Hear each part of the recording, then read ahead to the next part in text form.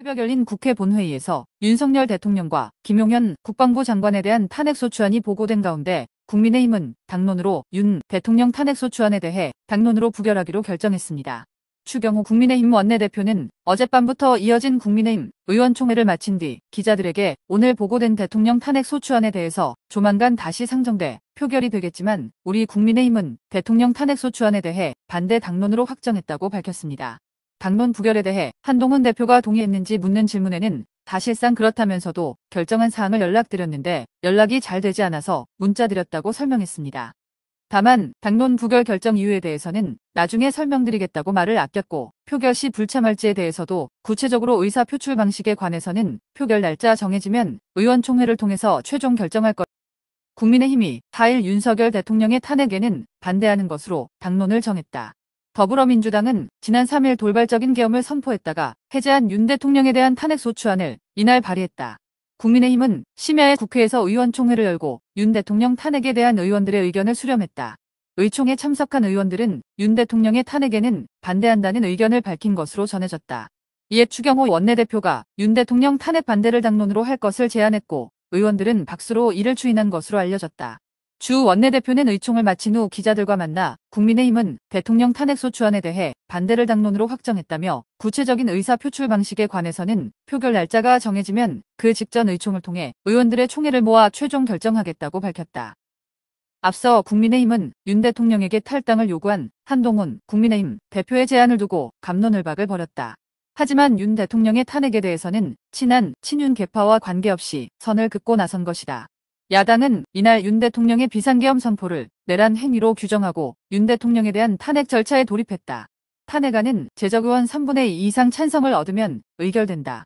범야권 의원이 192명인 점을 감안하면 탄핵안 처리를 위해서는 최소 8명의 여당 이탈표가 필요하다. 국민의힘이 탄핵 반대를 당론으로 추인하면서 탄핵안이 본회의에서 처리될 수 있을지는 불투명한 상황이다. 한편 윤 대통령은 김용현 국방부 장관이 비상계엄 사태에 대한 책임을 지고 낸 사표를 수리한 것으로 전해졌다. 권영진 국민의힘 의원은 기자들과 만나 오늘 논의했던 것들을 미리 다 이야기할 수는 없지만 하나하나 나올 것이다. 이런 것으로 논의했다며 그중 하나로 국방부 장관 사임 처리까지 했다고 한다. 장관이 비상계엄 요청에 대한 문책이라고 전했다. 권 의원은 윤 대통령이 장관 사임을 받아들인 것이냐는 취재진 질의에 받아들였다. 사표 수리해버렸다고 재차 강조했다. 다만 주 원내대표는 이에 대해 제가 공식적으로 연락받거나 알고 있지 못해서 비상계엄 후 폭풍, 총리, 국무위원 상당수는 반대, 피력, 일부 소집 몰락, 11명 채웠는지 의문, 윤 보고 없이 강행했다면 문제 소지. 윤석열 대통령이 3일 밤 비상계엄령을 선포하기까지의 과정에서 계엄법 등에 규정된 절차가 제대로 지켜졌는지 의문이 제기된다. 필수 관문인 국무회의가 개의 정족수를 채웠는지 누가 참석했는지 등에 대해 국무총리실은 답을 내놓지 않고 있다. 특히 한덕수 국무총리를 비롯한 상당수 국무위원은 계엄 선포에 반대 입장을 피력했지만 윤 대통령이 선포를 강행한 것으로 전해졌다. 4일 정부 관계자들의 말을 종합하면 윤 대통령은 전날 비상계엄령 선포에 앞서 용산 대통령실에서 국무회의를 주재한 것으로 알려졌다. 헌법 89조 및 계엄법 제2조에 따르면 대통령이 계엄을 선포하고자 할 때는 국무회의 심의를 거쳐야 한다. 밤 9시에서 10시 사이 열렸을 것으로 추정된다. 윤 대통령은 당일 오후 10시 23분부터 긴급 담화를 시작했다. 당시 국무회의에는 한 총리를 비롯해 국무위원 19명 중 절반가량이 참석한 것으로 전해졌다. 윤 대통령까지 포함해 국무위원은 모두 20명으로 개의를 위한 정족수는 11명이다.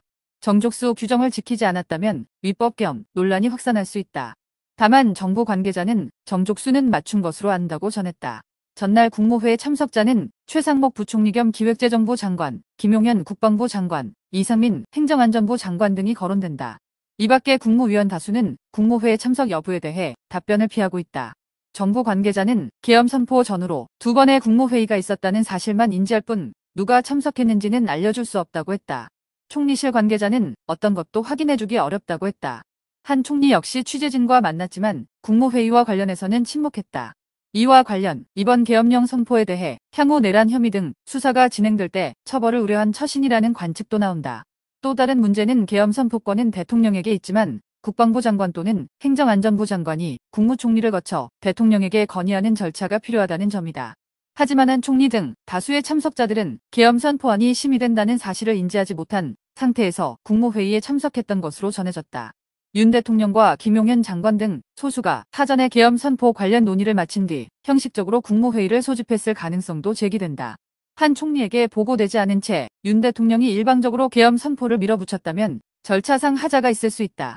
특히 한 총리를 포함 윤석열 대통령, 한동훈 국민의힘 대표 만나 탄핵 맞고 사과로 퉁치기 가는 듯. 윤석열 대통령의 3일 밤 비상계엄 선포가 무의로 돌아간 당일 오후 한동훈 국민의힘 대표를 비롯해 한덕수 국무총리, 추경호 국민의힘 원내대표 등 정부여당 중진들이 윤석열 대통령과 만난 가운데 정부여당 양축을 대표하는 수장인 윤석열 대통령과 한동훈 대표 간 대화 내용에 대해 이준석 개혁신당 국회의원이 추측과 분석을 함께 밝혔다. 두 사람의 공통 분모 이력이 검사 출신 정치인인 점을 매개로 두 사람을 모의 재판의 결심 공판 상황 속 검사와 피고인으로 가정한 질문도 했다. 이준석 의원은 4일 오후 11시 30분쯤 페이스북에 글을 올려 오늘 윤석열, 한동훈 두 인물이 만나서 무슨 이야기를 나눴는지 전하는 사람마다 다르다고 관계자와 언론 보도 등에서 조금씩 다른 디테일의 대화 내용을 전하는 걸 가리키면서 조합해보면 대체로 탄핵을 맞고 사과로 퉁치는 방향으로 가는 것 같다고 단언했다. 그는 군과 경찰을 움직여서 내란죄를 범한 사람에게 대국민 사과를 하는 것으로 분위기를 잡는다면 수많은 사람들을 직권남용으로 감옥 보냈던 당신들의 커리어를 부정하는 행동 아닌가? 라고 두 사람의 유명세를 탔던 검사 시기와 그걸 바탕으로 정치인이 된 지금을 대비시켰다. 이어 이준석 의원은 한동훈 검사는 박근혜 대통령에게 결심 공판에서 직권남용 등으로 징역 30년을 선고해달라고 구형문을 직접 읽었지 않나?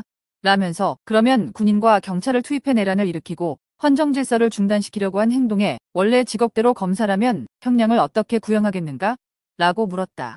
또 학창시절 전두환 대통령에게 노이 재판에서 사형을 구형했다고 하던 윤석열 검사는 내란죄는 사형이라는 법대생 시절의 생각에서 어떻게 바뀌었는가?